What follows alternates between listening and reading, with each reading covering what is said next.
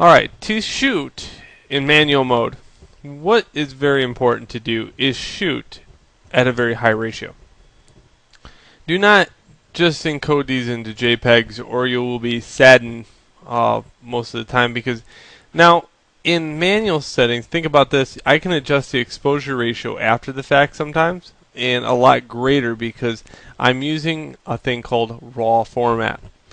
So by default, your camera shoots in JPEG format, and JPEG format is a lossy format. So lossy means there's a compression involved, and lossless means there's no compression. No compression means there's all kinds of more information baked into the actual file format. Now each camera has its own RAW format, and believe it or not, there is tons of these RAW formats because there is no standards for formats. Like Nikon, for example, is a NEF, and then there's sometimes Canon has a RAW, and there's so many, and I don't even want to get into how many there are, but just think about it this way, it's a nightmare when it comes down to it for Adobe, because they have to worry about all these raw file formats that these schizophrenic camera people always drag into the mix. So, Nikon's NEF, N-E-F. Okay, to change it to NEF format, all you do is have to go into menu here, and under image quality, I changed that out right there to, and I'm trying to look at this thing at the same time as, there we go. So under image quality, I don't know if you can see that, I'm going to shut this little light off, see if it exposes right. No. Okay, there is NEF RAW format, and I just choose that and hit OK. Not a very good shot of the actual menu system, but let's look at the camera top, see if we can get a better look at the camera top itself. Okay, so now that we have it in RAW format, I'm going to make sure that I use the manual settings here by using the M.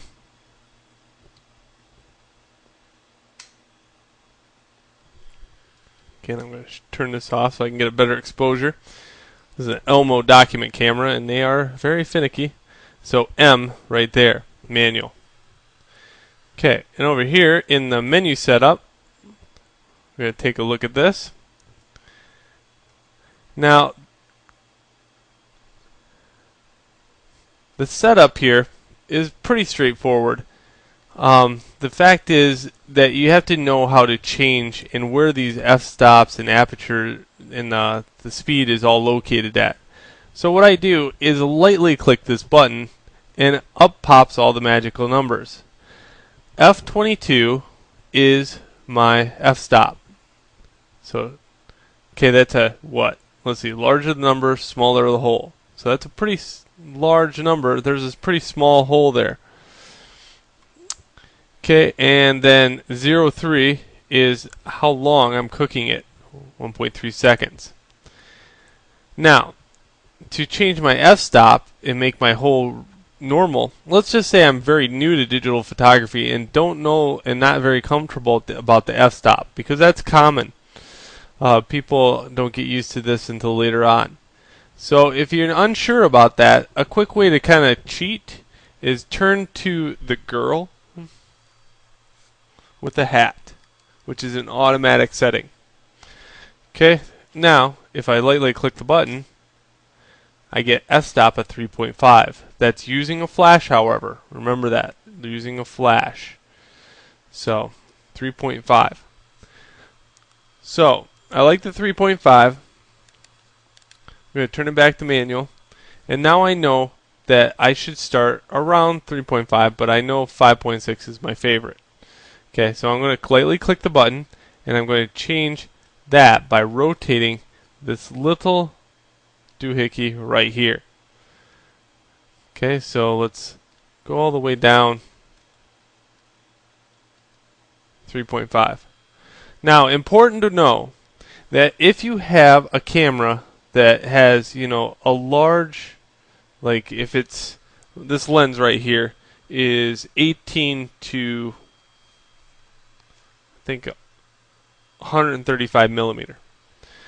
Okay, what'll happen is you will never reach the f-stop of 3.5, because what will happen is if you have your camera like this extended out, look what happens. It changes to 5.6. It doesn't let you get to 3.5. So just kind of know that. So 5.6. Alright, so next we look at the speed. So if I lightly click this button and use this side now, if I start going this way to the left, this is more light. Okay, I always have to keep pushing that button because it only takes 2 seconds before it conks out. So I know I'm getting more light because by the time I go all the way to the end, I reach bulb, which is a very big setting. Anything that is before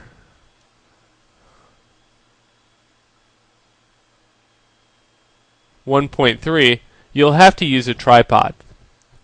So at the anything below this is a very long exposure ratio. The longer the exposure, the more the detail. Alright, that's in low light situations. So, if I was shooting outside, let's take a quick quiz. If I was shooting outside and it's very bright out, what would I want to do? I would probably want a high exposure ratio or a f-stop and a fast shutter speed. Okay. If I was shooting a low level situation, I'd want a large aperture and a slow shutter speed. Okay, so that's how that works. And if you're unsure, use the girl in the hat and kind of look and study what is entailed. This right here is my exposure compensation button. For people that use HDR, sometimes they use this button to get your exposure ratios. It is so much better to take and make your shutter speed slower or faster to get a better exposure ratio when light's coming into your camera than it is to use the exposure compensation button. This is in very highlighted situations. Let's say I'm in the salt flats of Arizona, or wherever the salt flats are at. I keep forgetting, but the salt flats are a very wide area. Or hey, how about something I do know?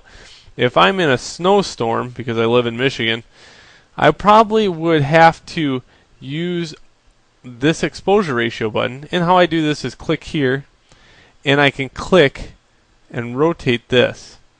So I can offer less light into the situation by going this way, and I can offer more light into this situation by going this way.